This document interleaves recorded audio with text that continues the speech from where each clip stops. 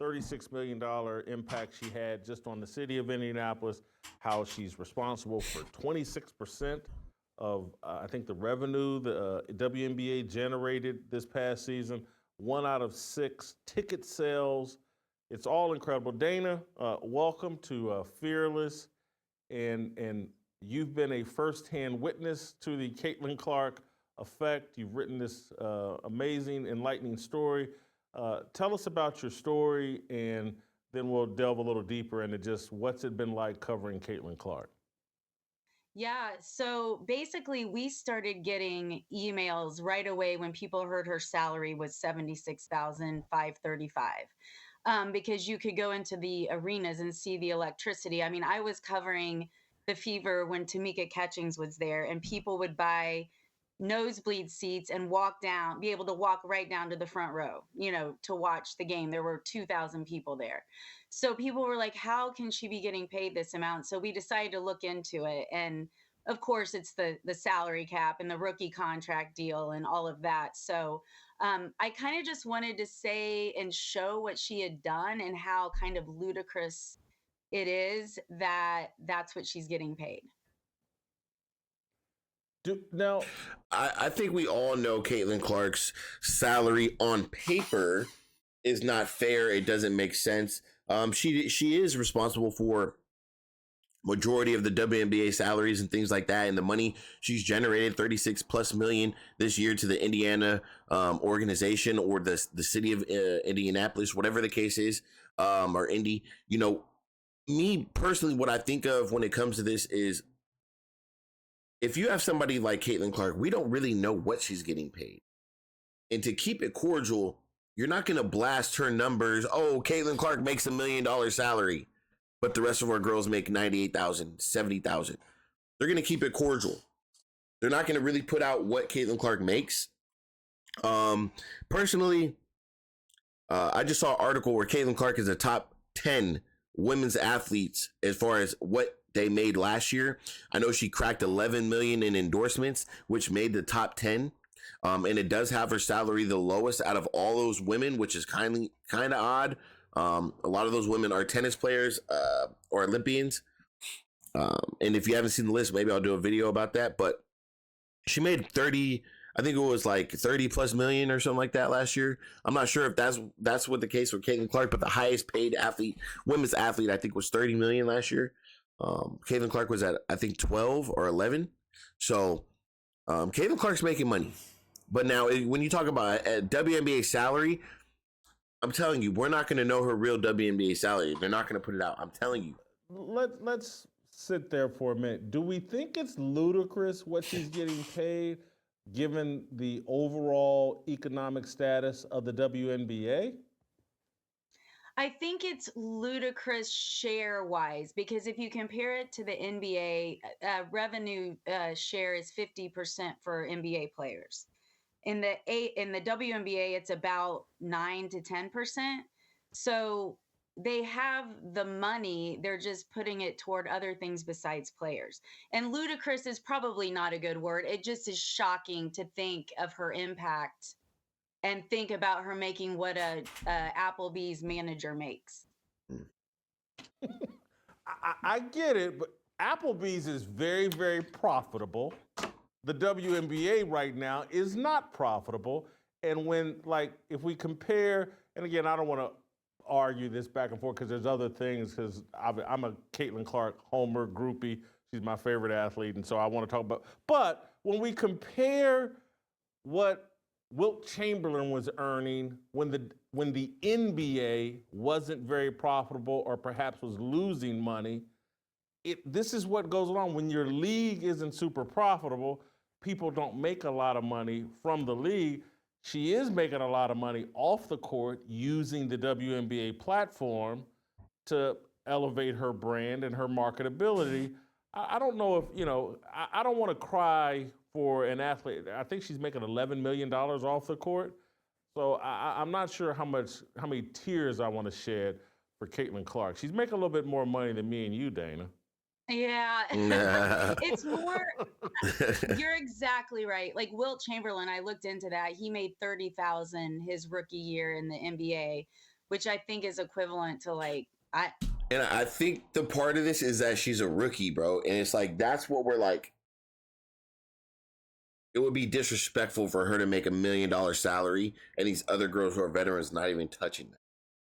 less than $1 million. But she's already, Caitlin Clark is the richest girl in the WNBA. I can tell you that now. For the exact I can tell you that now, inflation rate, 100%. I think it was I read your story. I think it was around 200,000. I think you said it's the equivalent of about 200,000 now. Go ahead. Yeah. And then they said like Larry Bird and Magic Johnson came in and it just created this firestorm like Angel Reese and Caitlin Clark are kind of doing.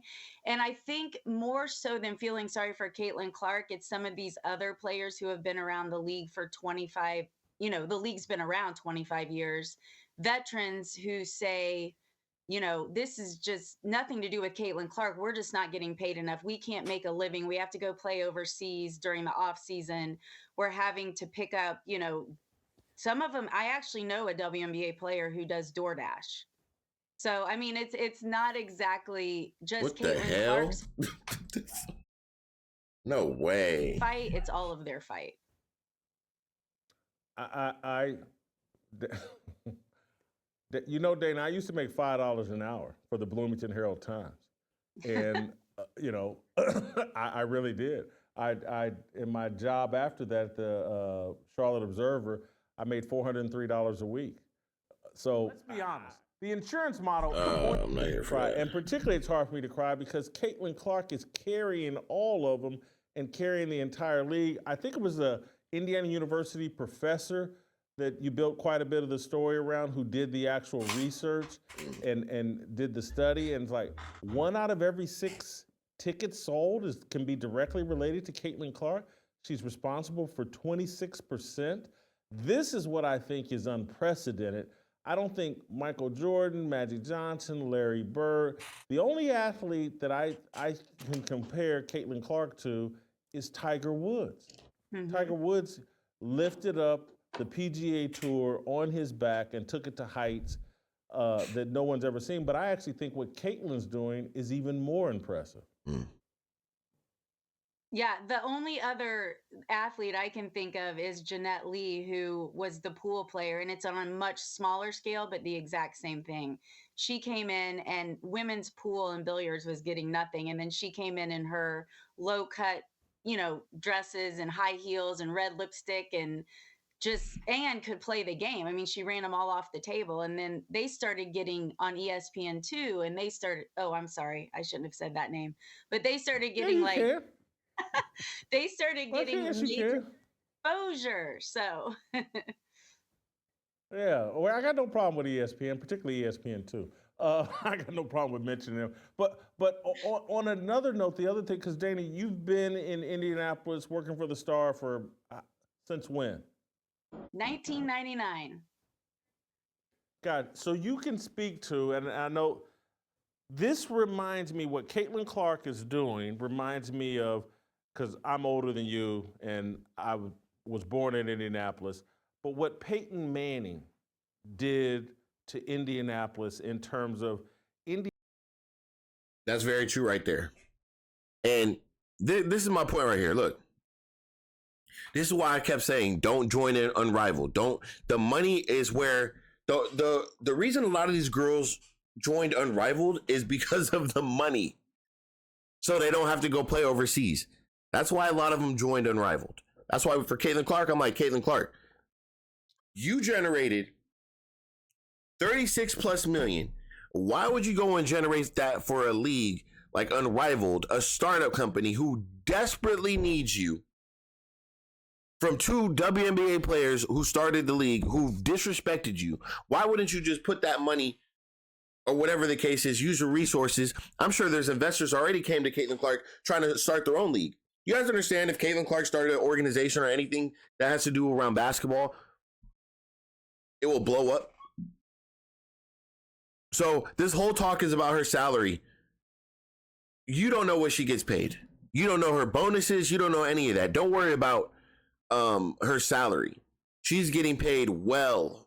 And if she's getting 26% of ticket sales and merchandise, that is great. That is great. But then you talk about NBA players, they're getting way more than that. Way more.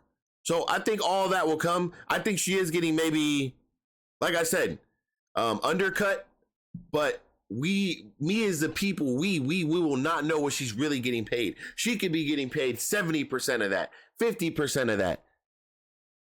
We won't know. There's already enough hate towards her. They have to keep it somewhat cordial.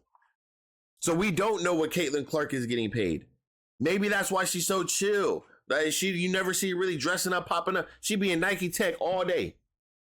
I'm telling you, Caitlin Clark is a walking millionaire. You don't know what businesses or what adventures or what she does outside of basketball. You don't know her percentages. You think you know because that's what they put on paper. Think about it. Really think about it. Look, man, I'm going to cut it right here. Let me know what you guys think. Shout out to Jason. Always coming up with some great topics and things like that. Always got some great content for us to react to. But like I said, don't overthink it. Just know Caitlin Clark is well taken care of, and she's making well above her salary during the year. And mind you guys, the year is like three months. Her season's like 3 months. So I wouldn't be surprised, like I said, if she's making $1 million a season, if not more, especially with merchandise and things like that, ticket sales, beer sales, all that stuff. If she's getting 26% of that, I do think it needs to be higher. But like I said, once again, we will not know. No matter what you guys think, we will not know. So I'm going to catch you guys on the next one. Make sure you guys hit that subscribe button, man, and hit that like button, drop a comment. We will be on here. I know a lot of you guys see me from GameDay Network and GameDay, CEO Kana, or wherever you guys see me. I appreciate it, but I am on here a lot. Make sure you guys sub up. I'll catch you on the next one. I'm out.